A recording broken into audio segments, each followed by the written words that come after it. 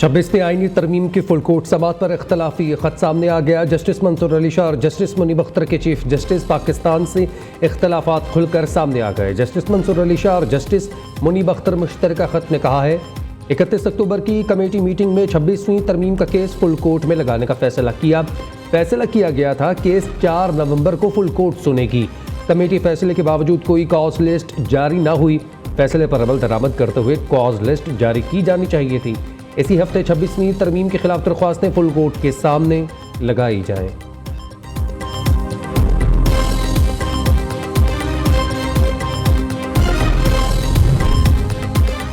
Judicial commission का इजलास आज होगा। इजलास में आईनी बेंच की तश्कील और जजेस की नामजदगी पर गौर किया जाएगा। Chief justice Pakistan justice Yahya Afridi की ज़रिए सदारत जुडिशल कमीशन का इजलास दोपहर 2 बजे सुप्रीम कोर्ट में होगा।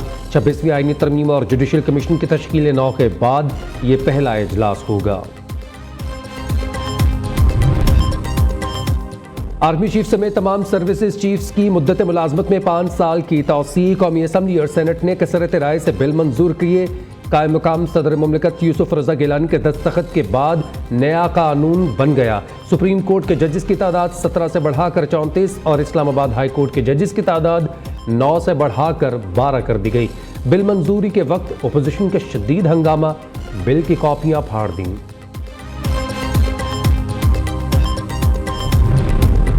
सिपहसालार आसिम मुनीर 2027 तक आर्मी चीफ रहेंगे। सर्विसेज चीफ्स की अब मुद्दत मुलाजमत में तौसीह का बाब ख़त्म कर दिया है। मुद्दत मुलाजमत में तौसीह बरी फौज, एयर फोर्स और नेवी यानी तीनों इदारों पर लागू होगी। किसी फर्द वाहिद या एक इदारे को नहीं नवाजा।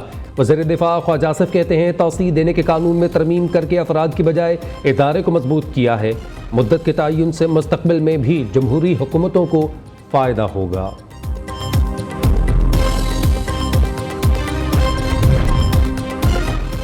मौलाना ने सर्विसेज चीफ्स की मुद्दत मुलाजमत में तौसीह इंतजामी मामला करार दे दिया। कहते हैं पीपल्स पार्टी और मुस्लिम लीग नून को ऐसा एक्ट पास नहीं करना चाहिए। आज हुकूमत अपनी ही नफी कर रही है। नई तरमीम जमहूरियत के लिए नुकसानदेह होगी। ये जमहूरियत के चेहरे पर धब्बा और सिविल मार्शल लॉ होगा।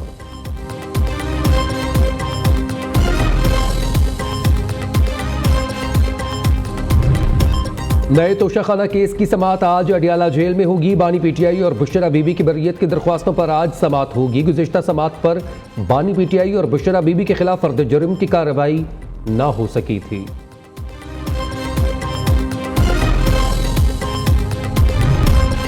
लाहौर की फ़ज़ा बदस्तूर आलूदा हवा सेहत के लिए इंतहाई मुज़र सेहत करार। शहर दुनिया के आलूदा तरीन शहरों की फहरिस्त में पहले नंबर पर बरकरार। मजमूई तौर पर लाहौर का AQI 450 को छू गया। शहर में सबसे ज़्यादा AQI DHA फेज़ 8 में 800 रिकॉर्ड किया गया। शहरियों को गैर ज़रूरी सफ़र से गुरेज करने की हिदायत। लाहौर में स्मोक के तदारुक के लिए क्रैकडाउन जारी। 24 घंटों में 8 लाख से ज़ायद जुर्माने किए गए।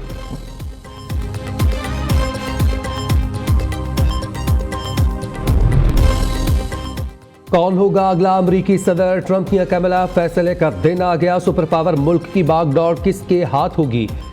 47वें अमरीकी सदर के इंतखाबात के लिए वोटिंग आज होगी। 7 करोड़ 89 लाख अफराद इलेक्शन से पहले वोट डाल चुके।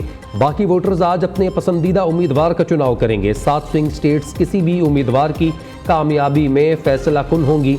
वोटर्स ऐवान नुमाइंदगान के 435 अराकीन और 34 सेनेटर्स को भी मुंतखब करेंगे। शरह सूद 17.5% से 15% पर आना खुशाइंद है। महंगाई की शरह 38% से कम होकर 7% पर आ गई। वज़ीर आज़म शहबाज शरीफ कहते हैं अल्लाह के फजल और करम से पाकिस्तान की मईशत मुस्तहकम हो रही है। मुल्क में इंतशार फैलाने वालों के मंसूबे नाकाम हो गए। पाकिस्तान में गैर मुल्की सरमायाकारी में 48% का नुमाया इजाफा। 2 माह में $771 मिलियन की बराह रास्त सरमायाकारी हुई।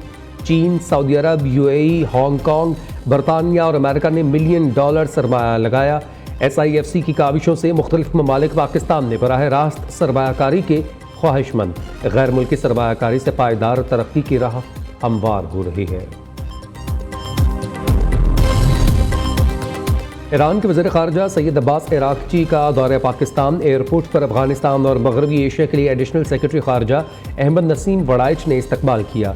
ईरानी वज़ीर ख़ारजा सैयद अब्बास इराक़ची वज़ीर आज़म शहबाज शरीफ से मुलाकात करेंगे। नायब वज़ीर आज़म से भी मुलाकात शेड्यूल।